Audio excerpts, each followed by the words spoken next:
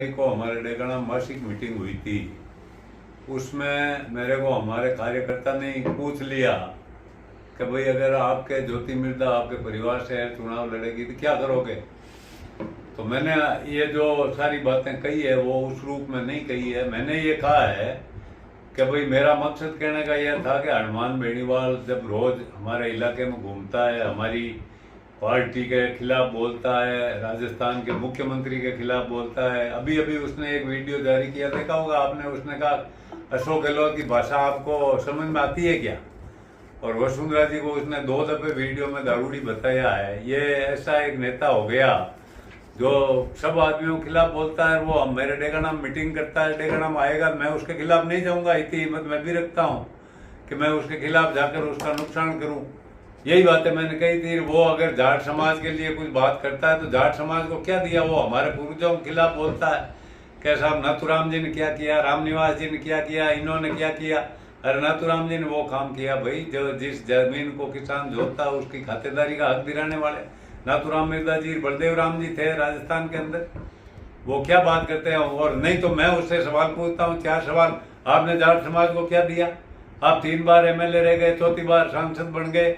आपने क्या दिया जाट समाज को। कितने लड़कों के आपने जाट समाज के लड़कों की नौकरी लगाई। नहीं तो मैंने 20 करोड़ की जमीन नागौर में दी है, उससे 100 लड़कों का सिलेक्शन हो गया है सरकारी सेवा में। और आपने जाट समाज के लिए कहीं चंदा दिया, जाट समाज को कहीं आगे बढ़ाने के लिए काम किया। राजस्थान ने आप जाट समाज की अगर ताकत को कम किया तो आपने किया। और जाट समाज के जो राजनीतिक वर्चस्व था उसको कमजोर करने की कोशिश आपने की है। आप बताओ नहीं कि आपने जाट समाज के लिए क्या किया। मैं संयमित भाषा में आपसे पूछता हूँ, आप तो इतनी ऊंची ऊंची बातें करते हैं। दिव्या मदेरणा जी के खिलाफ आपने क्या कहा। क्यों वो समाज की बेटी नहीं है। उनके दादा परशुराम जी मदेरणा ने क्या नहीं किया इस राजस्थान के किसान के लिए। अरे हरीश चौधरी जी के खिलाफ बोलते हो, आप दिव्या मदेरणा जी के खिलाफ बोलते हो, मिर्जा परिवार के खिलाफ बोलते हो। इसलिए मैंने कहा मैं जाऊंगा और डटकर उसका विरोध करूंगा, जितनी मेरी ताकत है उसको लगाऊंगा। और हनुमान बेनीवाल को हराने का काम रिछपाल मिर्जा जितनी ताकत से करेगा करेगा। वो रोज डेगाना में जाता है, अनशन भोगता, उसे यहाँ के लोगों को कहता है कि मैं ऐसे कर दूंगा, ऐसे कर दूंगा। रिछपाल मिर्जा मेरे दबे पाँव मेरे घर आए, मेरे एक बच्चा है और तेरे भी एक बच्चा है। अगर मैं तेरे दबे पाँव आपके घर आया हूँ और आपको ये मैंने निवेदन किया हो मेरे बच्चे के सामने उम्मीदवार मत उतारना, तो मेरे एक बच्चे की कसम मैं खाता हूँ मंदिर में जाके। नहीं तो आप अपने बच्चे की कसम खा कर कहो, जो झूठा होगा उसका नुकसान हो जाएगा। ये जनता देख रही है राजस्थान की कि आप क्या क्या बोलते हो रोज। मैं इसलिए बोला कि मेरे मन में दर्द था कि रोज राजस्थान के मुख्यमंत्री के खिलाफ, वसुंधरा जी के खिलाफ और अन्य पार्टियों के खिलाफ, नेताओं के खिलाफ जो अभद्र टिप्पणियां करता है, उसके लिए मैंने कहा अगर आपने राजस्थान में किसी जाट का फायदा किया है तो आप बताओ। अन्यथा आपके जाटों के लड़कों को बर्बाद करने का काम किया, उनके खिलाफ मुकदमे करवाए, उनको अवैध कार्यों में धकेला है। और आप अच्छे संस्कार देने वाले नेता हो क्या। इसलिए मैं आपकी भर्त्सना करता हूँ, आपकी निंदा करता हूँ और आपकी खिलाफ करूँ।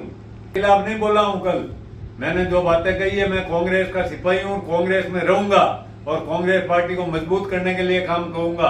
अगर ये अनगल बातें करते हैं तो इस पे कोई ध्यान नहीं दे और अफवाह फैलाने का काम जो इनके लोग करते हैं उन अफवाहों पर ध्यान मत दे। मैं कांग्रेस का सिपाही हूँ, कांग्रेस में रहूंगा, कांग्रेस पार्टी को मजबूत करूंगा। अभी थोड़े समय पहले हनुमान जी बेनीवाल ये भी बोले थे कि मैंने तेजा जी महाराज को पुजवा दिया। अरे तेजा जी के हम वंशज हैं। तेजा जी जो हमारे लोक देवता उनके बारे में आप ऐसा बोलते हो कि हमने पूजा दिया। ओ वाह भाई, आप तेजा जी से ही बड़े हो गए। मैं आपको ये जो बातें आप बोल रहे हो ना, ये जाट समाज में सब जगह ये लोगों के बात पहुंचनी चाहिए कि ये बोलते हैं कि मैं तेजा जी को मैंने पूजाया, ये तेजा जी से बड़े हैं। अब आप इसका फैसला कर दीजिए, ये बड़े हैं हनुमान बेनीवाल तेजा जी से बड़ा है या तेजा जी बड़े थे। इसका फैसला राजस्थान के जाटों को करना।